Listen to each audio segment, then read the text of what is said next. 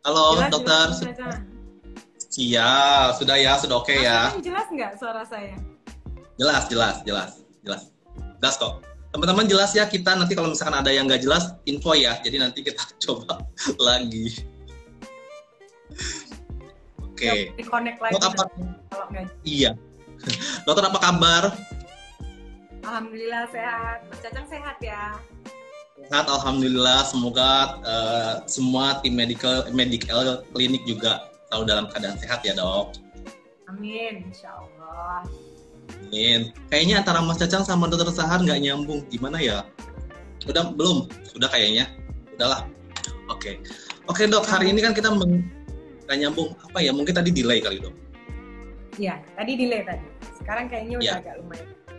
sudah agak lumayan. Oke, oke. Kita lanjut ya, teman-teman semuanya. Maaf tadi keputus. Oke, dokter. Hari ini kita membahas mengenai Breast Cancer Awareness Month nih. Kanker payudara, why and how, dokter. Mungkin ada beberapa yang mau saya tanyakan nih terkait dengan apa namanya eh, breast cancer month ini ya, breast awareness nih. Dok, sebenarnya bagaimana sih tingkat kesadaran mungkin pada masyarakat umumnya atau pada wanita khususnya nih di Indonesia tentang kesadaran uh, kanker payudara ini? Hmm. Uh, Kalau tingkat kesadaran dari yang saya tahu ya selama ini itu memang masih belum, kalau dibanding dengan negara-negara lain memang masih belum. Uh, tapi itu juga faktornya bermacam-macam ya, mulai dari faktor edukasi yang memang belum mendapatkan full support dari pemerintah, sama mungkin juga faktor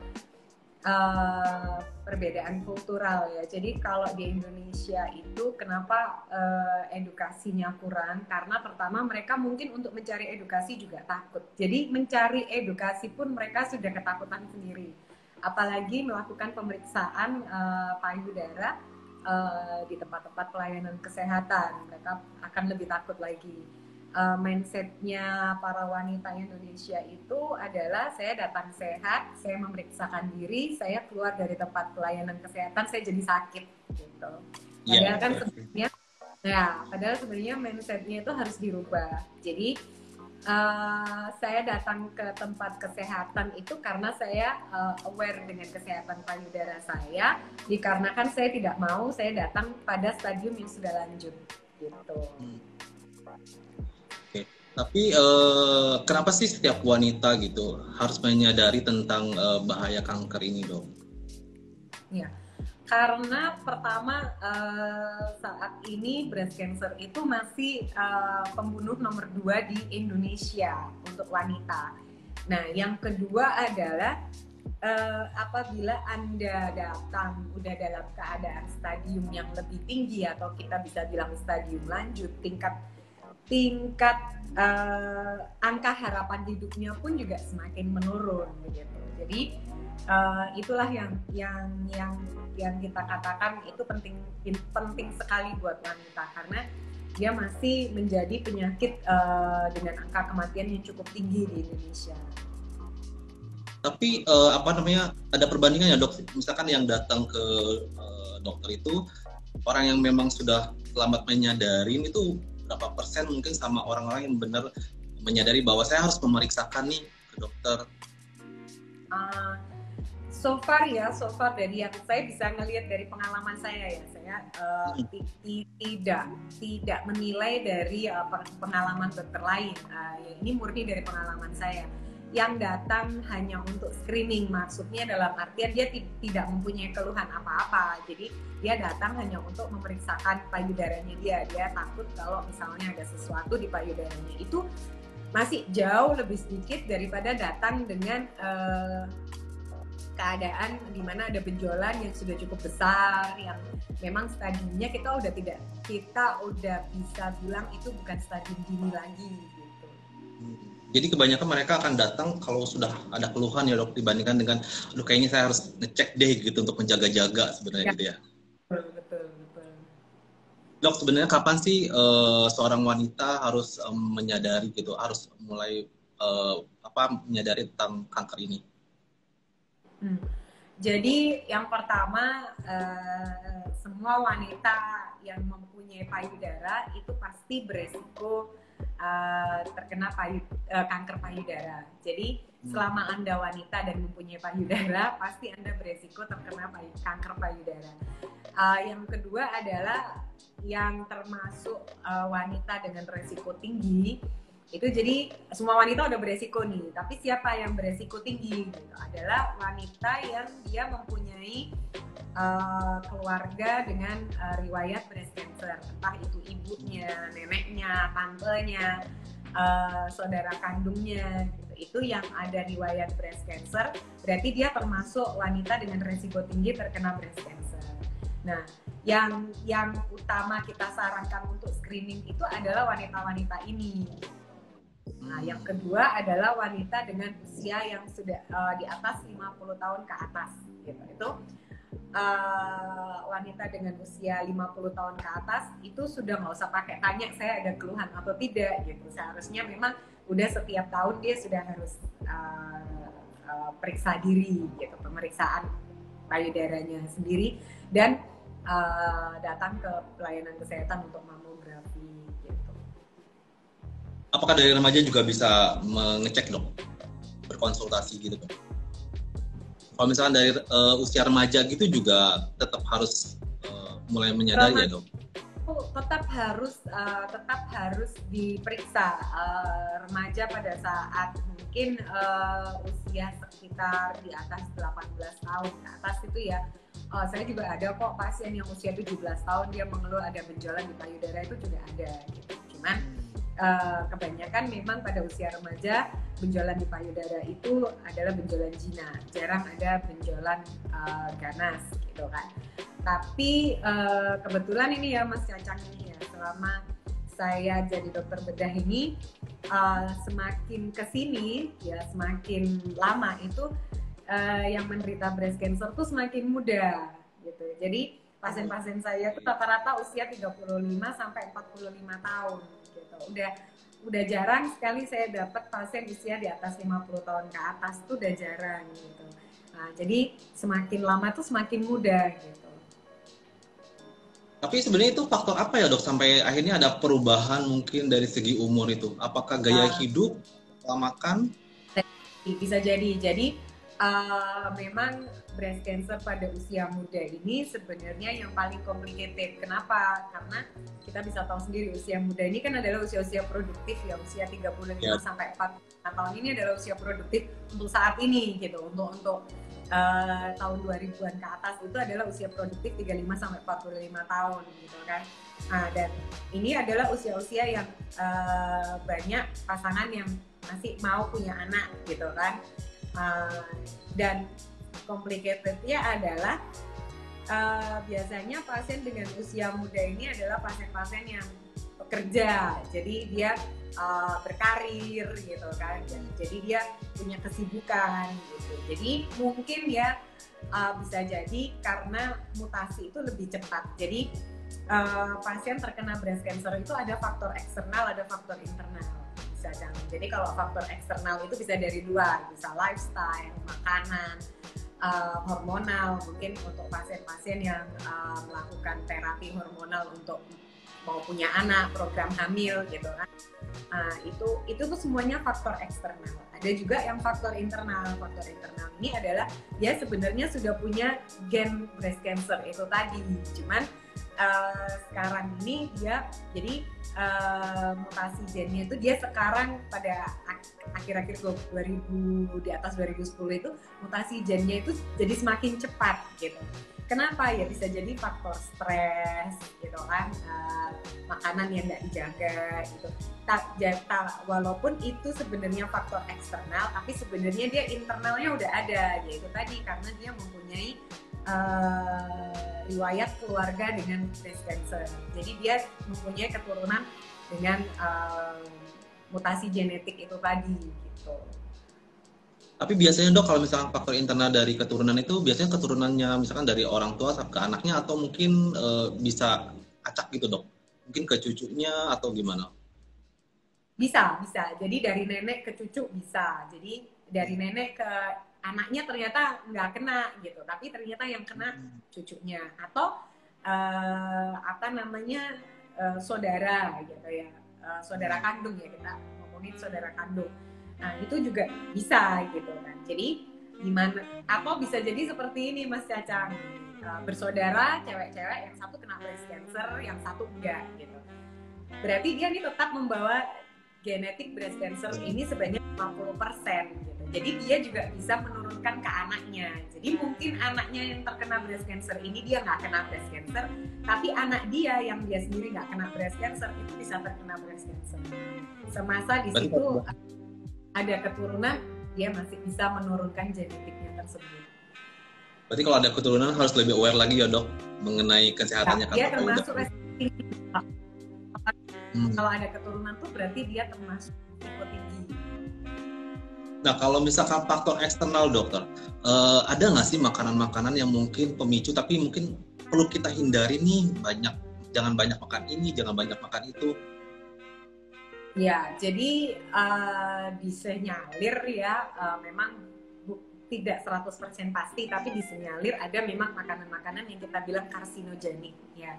Makanan-makanan karsinogenik ini adalah makanan-makanan dengan banyak bahan kimia yang dipakai, misalnya pengawet gitu-gitu kan. Jadi makanan kaleng gitu, tapi ini banyak pengawetnya gitu kan. Terus daging merah kayak sapi, kambing itu memang disenyalir banyak mempunyai kontribusi di cancer, entah itu cancer apa aja, itu banyak kontribusi di situ. Tapi apakah itu yang membuat salah satu orang menderita breast cancer, belum tentu. Oke, mungkin banyak yang agak takut ya dokter untuk konsultasi rumah sakit mungkin. Nah, apa yang dilakukan biasanya untuk wanita? Apakah saya terjadi kanker payudara atau enggak? Seperti gerakan sadari itu dok. Jadi kalau misalnya, jadi pertama itu ya Mas Cacang, yang harus kita pikirkan itu bukan saya harus apa ini dok, saya harus sadari dulu atau saya harus periksa ke dokter dulu. Tidak, mindsetnya harus dirubah dulu. Jadi kalau mindsetnya masih tetap mengatakan lebih baik saya nggak tahu daripada saya tahu saya jadi sakit, itu percuma. Mau sadari pun dia nggak akan datang ke pelayanan kesehatan. Yang pertama, mau dia datang ke pelayanan kesehatan pun kita udah bilang ada benjolan, dia tidak akan mau dilakukan apa-apa gitu, karena dia takut. Dia akan datang apabila dia sudah ada keluhan, sudah ada nyeri, sudah ada keluhan. Mungkin keluhan di situ adalah keluhan-keluhan yang menyatakan itu sudah ada penyebaran jauh gitu kan. Nah, kalau hal itu yang terjadi, dokternya pun akan sulit gitu untuk memberikan konsultasi yang terbaik itu apa gitu, karena pada saat itu keadaannya udah bukan keadaan yang baik gitu kan. Jadi dokternya ini bingung ini, mau memberikan berita buruk juga kesian, tapi mau nggak kasih berita juga ini keadaannya udah seperti ini. Jadi memang mindsetnya harus dirubah dulu. Mindsetnya itu adalah saya ingin payudara saya sehat, apabila payudara saya ada sesuatu saya ingin menyelesaikan sesegera mungkin gitu. Karena apa? Semakin cepat itu diselesaikan atau sedini mungkin itu diketemukan, hasilnya pun akan jauh semakin baik. Tingkat harapan hidupnya pun untuk yang breast cancer yang paling dini itu tingkat harapan hidupnya bisa sampai 100% gitu kan. Jadi ya bisa dibilang sembuh gitu, meskipun tidak ada kata-kata cancer itu fully recover ya, maksudnya sembuh sempurna itu nggak ada, tapi tingkat harapan hidupnya dia hingga 100%. Nah, tingkat harapan hidup ini dihitung dalam waktu 5 tahun, selalu dihitung tiap 5 tahun. Kenapa? Karena dalam jangka waktu 5 tahun biasanya apabila sudah ada penyebaran, dia sebelum 5 tahun itu penyebarannya sudah kelihatan. Oke, kalau misalkan tiap wanita sudah menyadari nih bahwa kita harus peduli tentang kanker payudara, kemudian sebelum dia akan konsultasi nih ke dokter dan dia mau melakukan sadari itu seperti apa sih dok? Gerakan seperti apa sih dok? Sadari itu gerakan pemeriksaan payudara sendiri. Macam-macam gerakannya Mas Cacang. Ada di Instagramnya kita, bisa dibaca. Jadi bisa ditiru nih. Jadi pas lihat Instagram itu terus ditiru sambil lihat kaca bisa. Tapi gerakannya ini tujuannya adalah bukan cuman memperhatikan apa di situ ada benjolan atau tidak, tapi juga untuk mencari apa di situ ada cairan pada puting payudara yang tidak normal. Ya, itu yang kedua. Yang ketiga, apakah ada kulit di situ yang menunjukkan tidak normal juga. Nah, nanti itu bisa kelihatan semua. Nah, banyak juga edukasi tentang sadari juga banyak. Dan sadari ini sebenarnya bermanfaat sekali gitu, karena terkadang itu yang paling tahu tentang diri kita itu adalah kita sendiri kan. Jadi kalau misalnya ada kelainan itu kita sendiri bisa merasakan, kok ada yang aneh ya, kok di sebelah sini nyeri ya, terus keraba ada benjolan ya, kok kulit saya nggak seperti dulu ya, maksudnya nggak seperti sebelumnya, kok ada sesuatu di kulit saya, kok saya keluar cairan dari puting payudara yang warnanya kok aneh, itu berarti ada sesuatu yang harus dikonsultasikan ke dokter. Jadi dilihat nih, diraba dan dirasa. Kalau misalkan ada keluhan, konsultasi ya dok. Gitu ya. Jadi tapi dokter kapan sih waktu-waktu yang tepat ada nggak untuk seseorang melakukan sadari? Iya betul.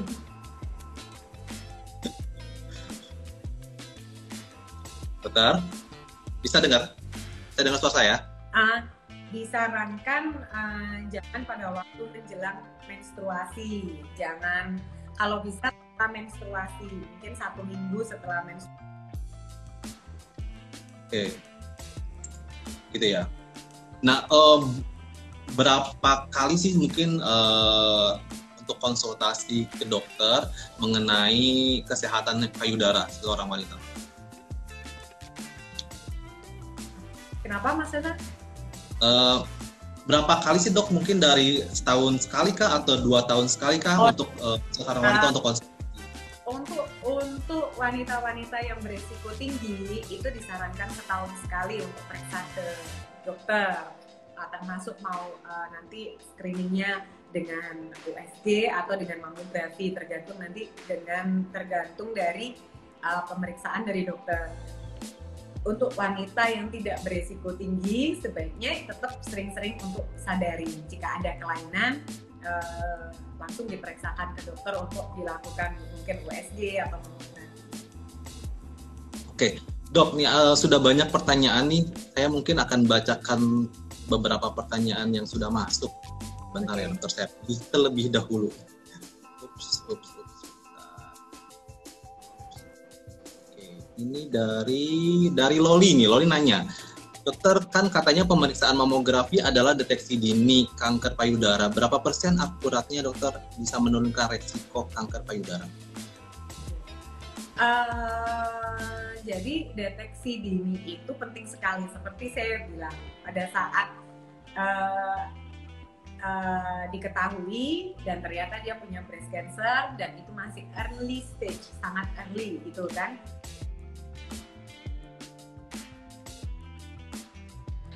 Halo, Mas Cacang. Halo. Dengar nggak? Oke. Tadi keputus kayaknya dok. Tadi putus tadi. Oke, lanjut. Jadi pada saat setelah pemeriksaan mamografi itu tadi yang seperti ditanyain sama Mbak Loli, dan dia itu pada early stage, sangat early gitu. Seperti yang sudah saya sebutin tadi ya. Dengan early stage itu angka harapan hidupnya bisa sampai 100% gitu kan. Nah, namun kalau ditanyakan tingkat akurasi dari mamografi itu sendiri, sebenarnya mamografi itu bisa mendeteksi sampai benjolan yang belum teraba pun bisa kebaca oleh mamografi. Jadi mungkin pasiennya belum ada keluhan apa-apa, tapi dia mungkin wanita yang punya resiko tinggi dan akhirnya dia melakukan screening dan didapatkan ada kelainan pada mamografi bahkan sebelum teraba ada benjolan. Itu bisa tingkat sensitivitas dari mamografi itu 80-90%. Oke. Ditanya katanya, kalau pada ibu menyusui apa bedanya nggak dokter pada saat sadari antara kelenjar susu yang membengkak atau memang ada benjolan ya? Nah, pada ibu menyusui jelas berbeda karena pada ibu menyusui itu ada timing dia lagi laktasi ya kan. Tapi laktasi ini kan tidak setiap waktu, kayaknya ada momennya dia tidak lagi laktasi ya, itu bisa dilakukan sadari.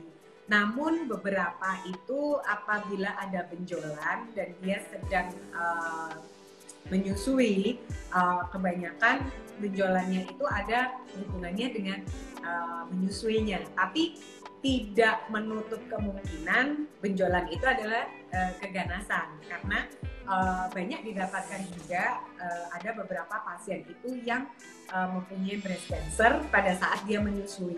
Mungkin waktu dia sebelum punya anak atau sebelum hamil, benjolan itu sudah ada tapi tidak teraba. Dikarenakan hamil itu adalah hormonnya tidak stabil dan itu ada peningkatan penurunan hormon yang secara signifikan, naik turunnya itu luar biasa. Pada saat menyusui juga seperti itu. Nah, untuk breast cancer yang hormon related bisa memicu benjolannya itu membesar dalam waktu yang cukup cepat. Gitu. Tetapi masih bisa efektif ya dok untuk melakukan sadari ya ketika menyusui itu ya? Masih bisa. Ya kembali lagi yang mengenal payudara kita ya kita sendiri. Biasanya ibu-ibu yang lagi menyusui itu bisa meraba pada saat dia lagi bengkak atau enggak. Gitu.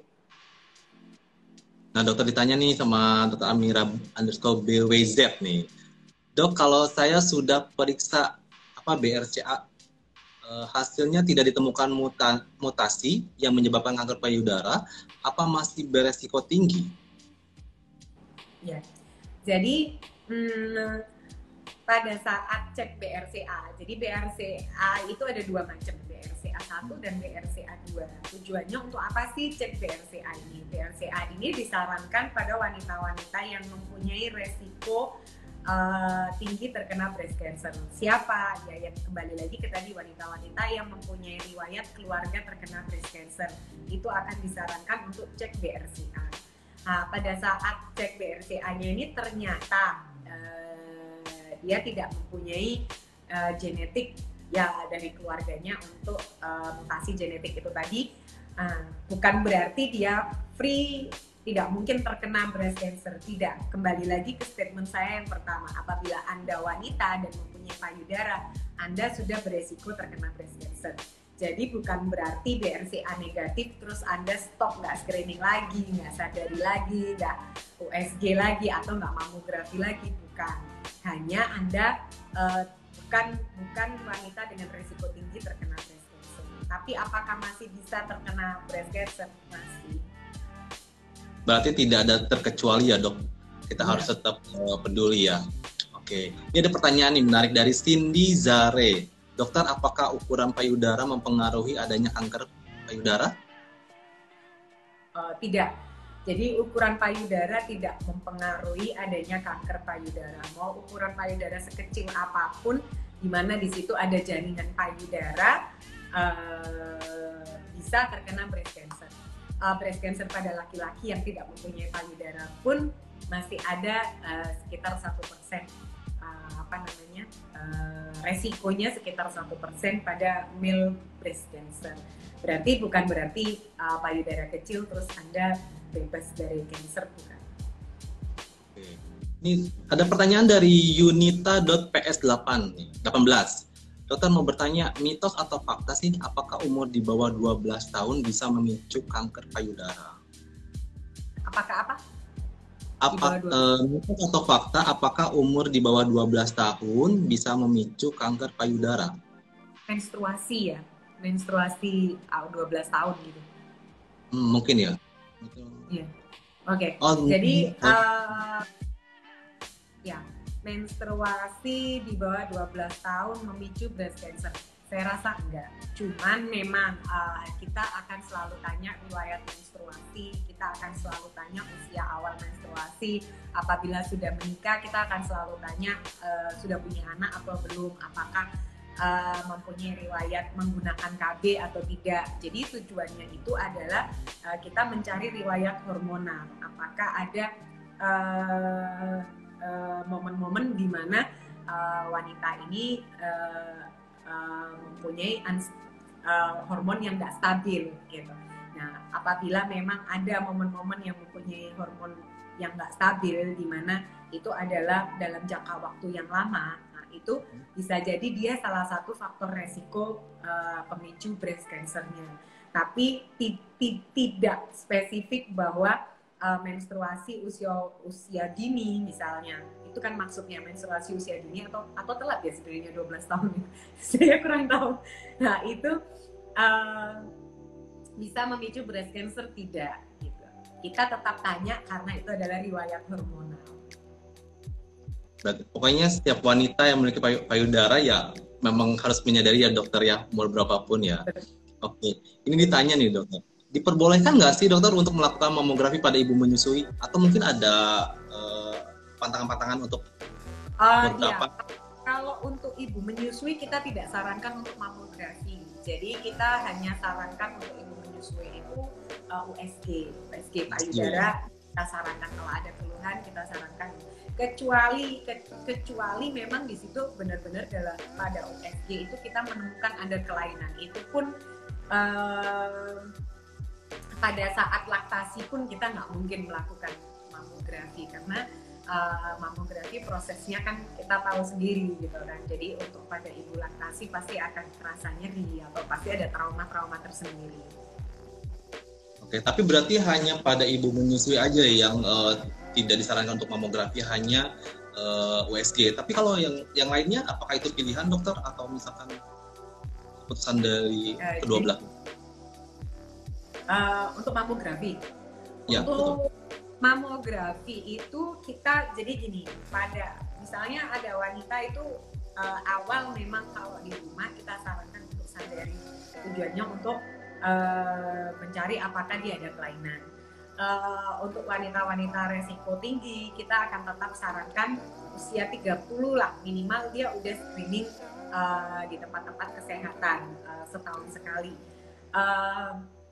Itu nanti kita akan periksa Mas Cacang. Jadi nggak semua wanita itu dengan mamografi terlihat bagus, kelihatan kita fotonya segala macam, tidak. Jadi beberapa wanita yang dengan payudara yang padat, nah payudara yang padat ini bukan tingkat kekenyalan payudaranya ya, bukan. Tapi payudara yang padat itu pada saat difoto, di mamografi itu terlihat ada gambaran putih. Sedangkan yang mau kita cari itu adalah kelainan yang bentuknya kalsifikasi, di mana kalsifikasi itu adalah gambarnya juga putih-putih gitu.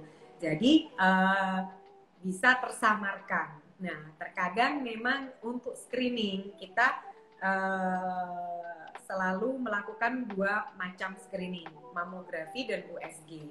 Jadi apabila kita mamografi terlihat dense breast, padat itu tadi dense breast, dan kita sulit mengevaluasi meskipun mamografi dengan yang baru sekarang ya yang 3D itu kan itu tetap akan kita lakukan USG karena kadang-kadang mamografi itu kurang memberikan informasi yang valid kadang-kadang ya, itu pada saat kapan, pada saat wanita-wanita yang dense breast yang sampai kita nggak bisa baca apa-apa. Jadi tindakan mamografi atau USG itu dilakukan tergantung keadaan pasiennya ya dokter ya, baik payudaranya atau statusnya si pasien sendiri. Ya betul. Oke, ini ada Nova_makeup_90. Assalamualaikum dari Bengkulu. Waalaikumsalam. Mbak, kalau dokter kalau menyusui misalkan di batas 2 tahun anak menyusui udah berhenti gak menyusui lagi tapi ASI masih ada, bisakah menyebabkan terjadi kanker itu dokter? Kalau menyimpan ASI bagaimana? Enggak lah, biasanya kalau jadi sudah menyusui memang ada selang beberapa waktu air susu masih keluar. Semasa air susu itu tidak disusukan, lama-lama juga dia akan berhenti sendiri gitu. Jadi itu bukan faktor resiko untuk breast cancer, bukan. Itu keadaan normal ya dokter sebetulnya ya? Normal aja. Ini pertanyaan dari Lolita. Dokter, apakah benar wanita yang tidak menikah dan menyusui lebih besar resikonya terkena kanker payudara? Menarik sekali pertanyaannya. Oke. Jadi resiko terkena kanker payudara itu tidak menyusui beresiko tinggi terkena kanker payudara, tidak mempunyai anak itu juga. Jadi orang yang tidak menyusui dan tidak mempunyai anak ini dalam artian yang bersamaan ya maksudnya. Jadi karena dia tidak, karena dia makanya tidak menyusui gitu kan. Nah itu memang dikatakan dia mempunyai resiko lebih tinggi. Namun wanita yang banyak anak, maksudnya dalam artian itu lebih dari general rata-rata wanita pada umumnya punya anak gitu ya, itu juga mempunyai resiko breast cancer. Jadi memang resikonya lebih tinggi, tapi tidak mutlak. Oke. Pertanyaan kembali nih dokter dari Nova. Dokter, haruskah melepas bra saat tidur? Biasanya ukuran payudara yang besar sedikit terisi kalau tidak pakai bra.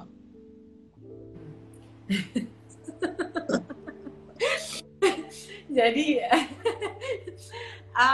jadi semua mitos tentang bra pakai atau nggak pakai, bra terlalu ketat atau enggak, itu nggak ada hubungannya dengan breast cancer. Jadi breast cancer itu murni karena mutasi dari sel kita sendiri bermutasi gitu. Penyebabnya macam-macam, tapi bra bukan salah satunya.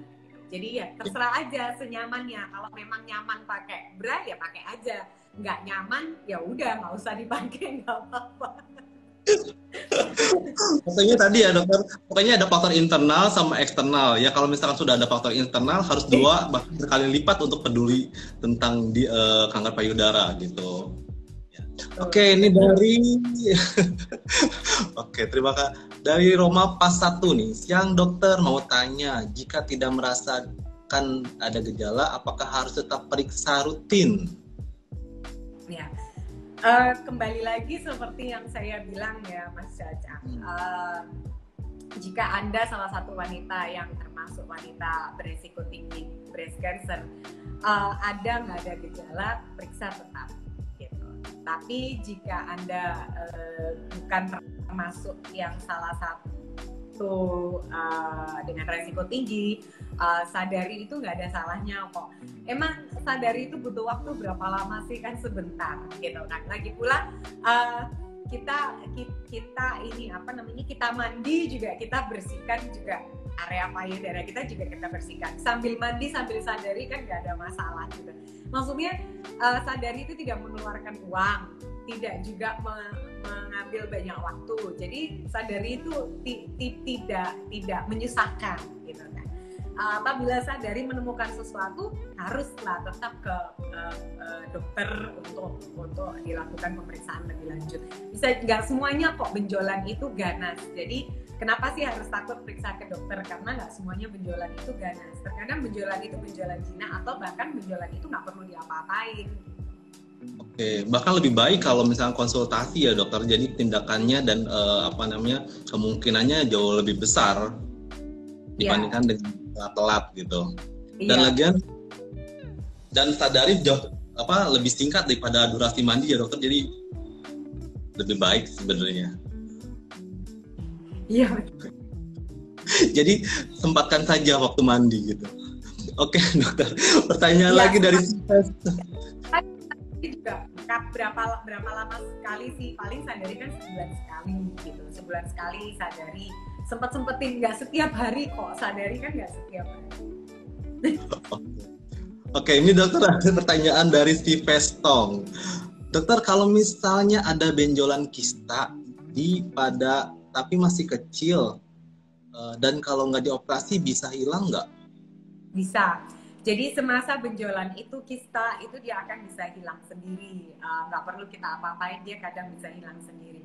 Jadi itu hanya karena hormon yang nggak stabil aja. Jadi dia ada akumulasi cairan di situ, tapi dia nanti akan hilang sendiri.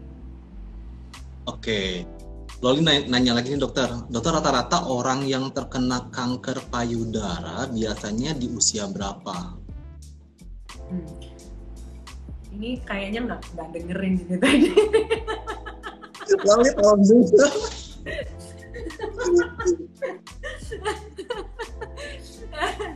Jadi tadi awal-awal Lalu sambil ini dokter sambil apa ngasuh di lesat mungkin. Jadi awal-awal tadi saya bilang memang sebenarnya wanita usia di atas 50 tahun itu sudah mempunyai resiko terkena breast cancer, resiko tinggi terkena breast cancer. Tapi semakin sekarang ini pasien-pasien yang saya dapatkan itu udah pada usia muda, usia 35 sampai 45 tahun gitu.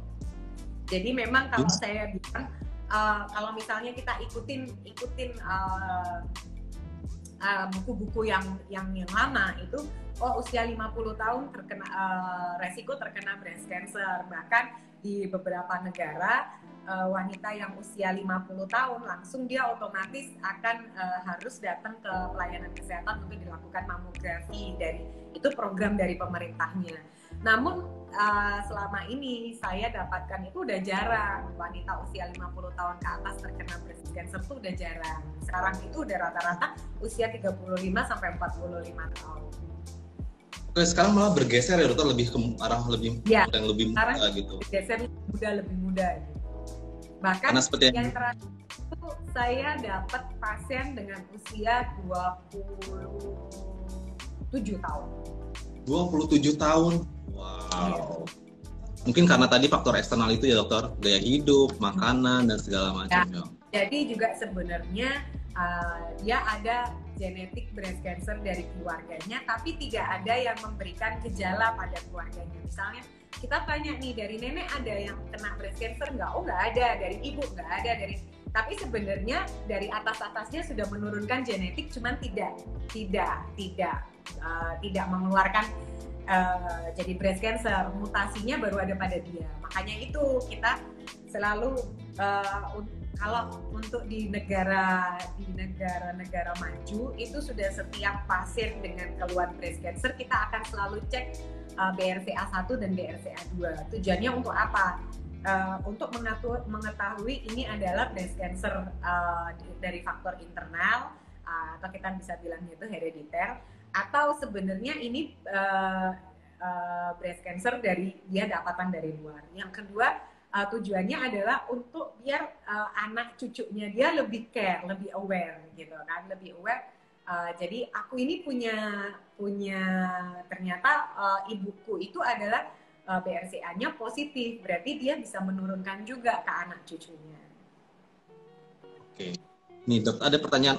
Si Pestong bilang, makasih ya dokter, berarti cara mencegah breast cancer ini gimana ya dokter baiknya? Mungkin baru bergabung dokter.